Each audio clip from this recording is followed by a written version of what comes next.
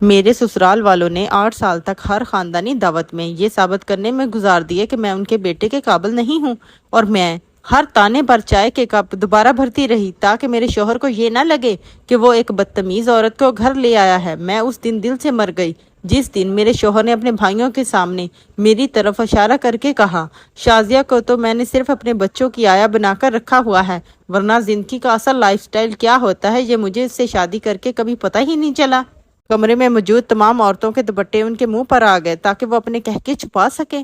پھر ساس نے اپنی سونے کی چوڑیاں کھڑکاتے ہوئے کہا، چلو آسم، اب اتنی بھی حقیقت مت بولو، بیچاری کا منہ دیکھو کیسے اتر گیا ہے۔ میرے شوہر آسم نے صوفے پر ٹیک لگائی اور اپنی مہنگی گھڑی کو دیکھتے ہوئے مسکرائے۔ امی، حقیقت تو حقیقت ہوتی ہے۔ اگر پاپا نے اس وقت دباؤ نہ ڈالا ہوتا تو آج میں یوکے میں سیٹل ہوتا، کسی گجرات کے چھوٹے سے قصبے کی لڑکی کے ساتھ یہاں برتن نہ دھو رہا ہوتا۔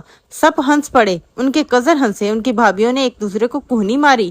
میں کچن کی دہلیز پر کھڑے ہو کر اپنے آنسوؤں کو حلق میں اتارا اور ایک بار پھر چائے کی ٹرے اٹھا کر آگے بڑھ گئی۔ اس لیے نہیں کہ میں بیوقوف تھی، اس لیے کہ 8 سال پہلے جب میری رخصتی ہو رہی تھی تو میرے بیمار باپ نے آسم کا ہاتھ تھام کر کہا تھا، میری بیٹی کو کبھی پرایا مت سمجھنا۔ میں اس بوڑھے باپ کی لاش پر اپنے ٹوٹے ہوئے گھر کا ملبہ نہیں گرانا چاہتی تھی۔ آسم کا یہ انداز نیا نہیں تھا، وہ ہر ناکامی کا ملبہ مجھ پر ڈالتے تھے۔ جب ان کا بزنس ڈوبتا تو وہ کہتے، میری مڈل کلاس قسمت منحوس ہے۔ جب ان کا کوئی دوست ان سے آگے نکل جاتا تو وہ کہتے، اگر میری بیوی کسی بڑے افسر کی بیٹی ہوتی تو میری سفارش بھی ہو جاتی۔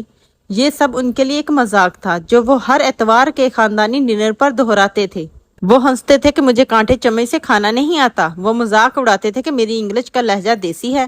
وہ سب کے سامنے کہتے تھے، شازیہ کے کپڑے دیکھ کر لگتا ہے یہ آج بھی 90 کی دہائی میں جی رہی ہے، اور میں نے سب کے سامنے ہنسنا سیکھ لیا تھا تاکہ کوئی مجھے یہ نہ کہے کہ تمہارا کوئی سینس آف ہیومر نہیں ہے۔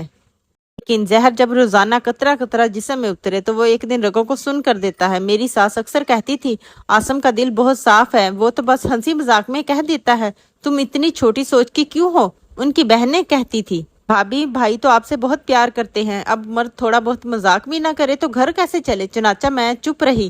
میں نے عیدوں پر، شبرات پر، بچوں کی سالگرہ پر ہر جگہ اپنی تذلیل کا جشن منایا۔ مجھے لگتا تھا میری یہ قربانی میرے 2 بچوں کو ایک پرسکون ماحول دے رہی ہے۔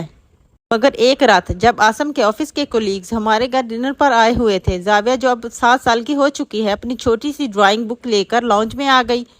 اس نے ایک تصویر بنائی تھی جس میں ایک بادشاہ، ایک شہزادے اور ایک خادمہ تھی۔ آسم کے ایک دوست نے ہنس کر پوچھا، بیٹا یہ خادمہ کون ہے؟